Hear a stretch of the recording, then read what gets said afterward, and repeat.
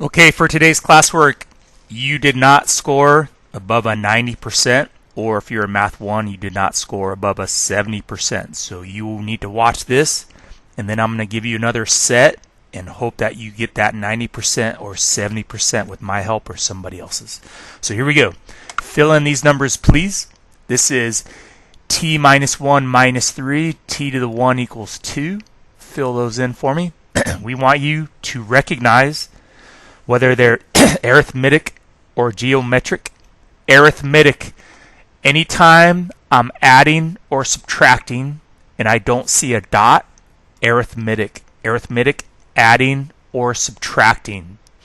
Because this is in this weird f of n minus 1 form, that is recursive. So this is an arithmetic sequence in a recursive form. If I wanted an arithmetic sequence in explicit form, it would look like this. The number times the variable plus another. That's arithmetic. This variable is not in the exponent spot. It's just timesing, and it is explicit. So know those two types. Recursive arithmetic, arithmetic explicit. This next problem, any exponent with an x in it is geometric automatic. Any percent problem, geometric automatic, percent exponent spot. If this is not in that f of n minus 1 form, that is recursive. So this first one here, geometric because of the exponent, explicit because it's not that weird h of x minus 1 form. If I wanted a geometric form in recursive, here's an example, would be h of x minus 1 times 5. That would be geometric recursive. So know the difference between arithmetic recursive, geometric recursive, arithmetic explicit, geometric explicit. Know those types. All right, from a table, I want you to see if it's arithmetic or geometric from a table. Anytime I'm dividing or timesing, automatic geometric. This is timesing by 2, timesing by 2, automatic geometric table. Geometric. This next one here, going down by 2, subtracting by 2s, minus 2, minus 2, that is arithmetic. Adding or subtracting, arithmetic. Timesing or dividing, geometric. So that would be arithmetic. Whatever way you'd like to say that. Alright, next types. I'd like you to fill these in where I give you equations and have you match them up with sequences. I need you to know that this is the first, second, third term. Never do we give you the zero term right away. Always the first, second, third if we don't give you f of 0. So again, to figure these out, just plug in 1, 2, 3. Plug in 1 for x right here. 4 times 1 is 4, minus 3 gives me 1. Plug in 2. 4 times 2 minus 3 gives me 8 minus 3, which is 5. Plug in 3. 4 times 3 minus 3 gives me 12 minus 3, which is 9. I could see this equation, explicit arithmetic, matches this sequence right here. 1, 5, 9 going up by 4 each time. The y-intercept minus 4, 0, negative 3. Okay, this one, they need you to know that this is the first term. F of 1 is 5. They're telling you that you're taking each one and timesing it by 3 to get the next number in the sequence. So the first one is 5. The next one is going to be me taking that 5 times 3. So 5 times 3 gives me the next term, which is 15. That 15 times 3 gives me 45. And I could see that is this sequence right here. 5, 15, 45. Geometric recursive. Alright, this next one, a geometric explicit. I'm going to plug in 1, 2, and 3. If I plug in 1 right there for x, that gives me 1/5 to the 0 power anything to the 0 power is 1. So that's why this becomes 2. 0 power gives me 1/5 to the 0, which is 1. 2 times 1 is 2. If I plug in 2, it gives me 2 minus 1, gives me 2 times 1/5 to the first power, which is 2 times 1/5, which is 2/5. If I want to keep going, I could see that the next one would be 2/25. Last one, recursive arithmetic. The first term right here is 6.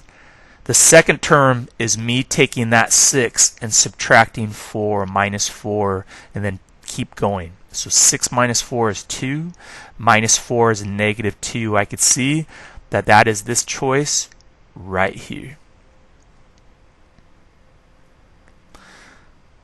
All right, next set. So that would be D. This is A. That's B. And that one is C. All right, these find missing terms. This is arithmetic. So I want you to see that I'm adding a D plus another D plus one more D plus one additional D. So I could see the number of D's is always one more than the number of empty boxes. So 4 plus 4 of those D's equals 28. Subtract 4 on both sides. Minus 4 gives me 4D equals 24. Divide both sides by 4, and that gives me the D term, which is 6. So I'm going to take this 4, add 6, take that number, add 6, take that number, add 6. That gives me 10, 16, 22. So if it wanted the second term, I would say that's 10. If it wanted the third one, 16. All right, geometric.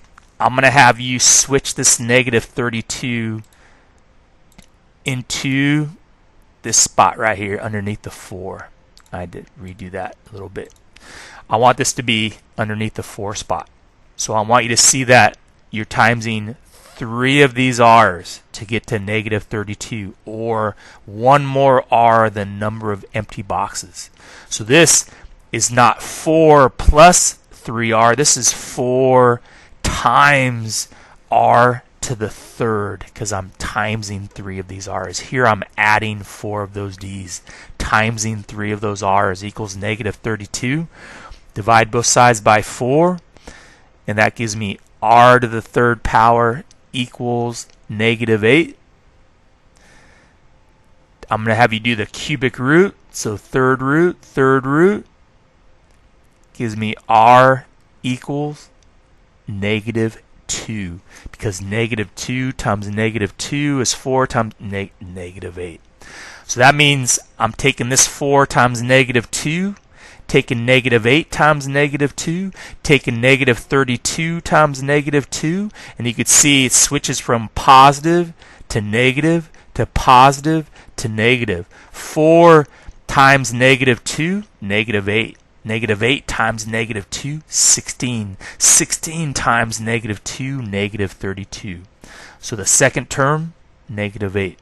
The third term, 16. All right, keep going. All right, this is both percent problems.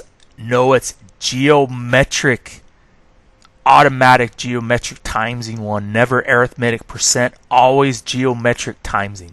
If I'm decreasing, I'm taking 15% away from 100. So 100 minus 15 gives me 85. So that's going to be about 85% of the total if I'm going down. So that would be my common ratio number right there. I can see all of these are recursive. These ones with pluses in them, arithmetic, throw them out. Percent problems, geometric timesing.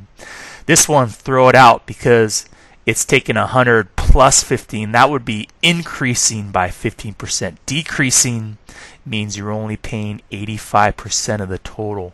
So that would be that one right there. Okay, next one. Again, percent, automatic, geometric, automatic, geometric. The first term is how much you have after the first year, 70,000. The common ratio number is 100% plus 5%, so that would be 1.05. That's my common ratio. I could either take the first term times r to the x minus 1, or I could take and backtrack to the 0 term. I'm not going to do that. I could see clearly that this choice right here is the only one that has the first term right there, f of 1 listed, times r to the x minus 1. This one right here. Because the first term is 70,000. R is 1.05 to the x minus 1. That would be this choice right here. And sorry that there was t's and x's. This is m of x if you want to make that look legit. Alright, last set. For this one, I want you to write both equations with these coordinates. This is 1, 8, 2, 6, 3, 4.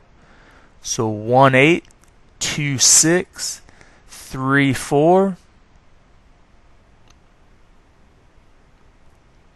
I could see that it's going down by 2, minus 2, minus 2.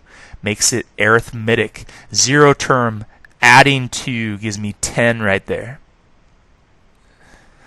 So the recursive, all I need is this f of x equals f of x minus 1 minus that 2 number right there, that common difference number. Explicit is f of x equals that common difference number, negative 2 times x plus the y-intercept, which is 10. I would focus on that one using the 0 term. Alright, this one a little bit more difficult. This one, this table, is geometric. I am timesing by 3.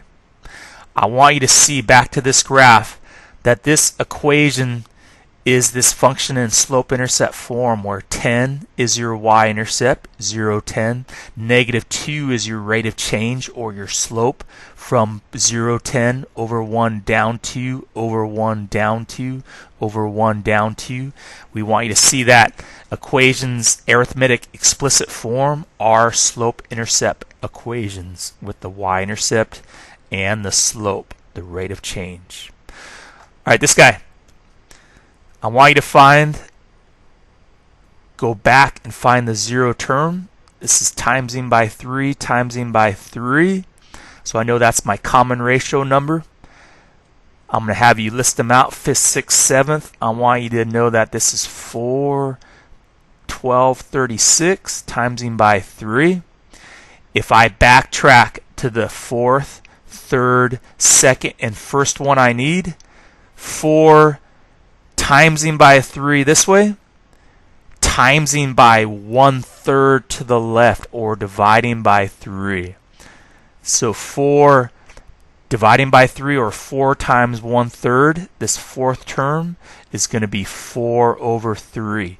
That times 1/3, 4 over 9. That times 1/3, 4 over 27. That times 1/3, 4 over 81. Notice the 4 is staying the same, only that bottom number is changing. If I wanted to find that 0 term, I would times 81 times 3 again.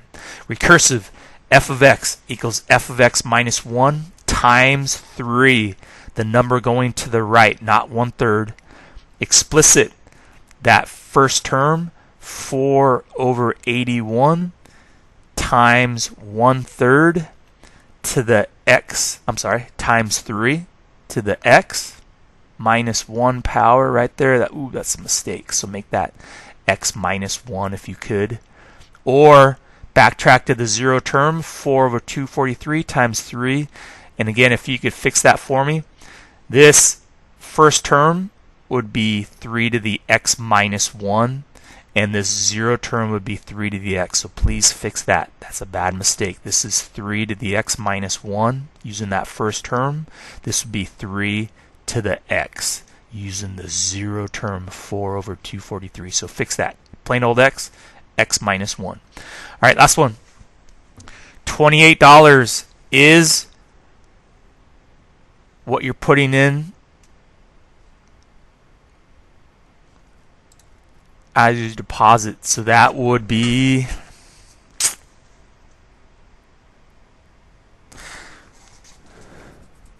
yeah, you want to fix this too. I made a mistake. Whoops. This is f of 0 right here. So f of 0 equals 28, how much you're starting with right off the bat. The first week you're putting in $10. So for this equation, my recursive would be f of x equals f of x minus 1 plus 10. So let's see if I can fix this. So recursive, here we go, f of x equals f of x minus 1 plus $10 each week. Recursive. Explicit would be f of x equals 10x plus 28. So let's just pretend this is 10x plus that 0 term right there, 28.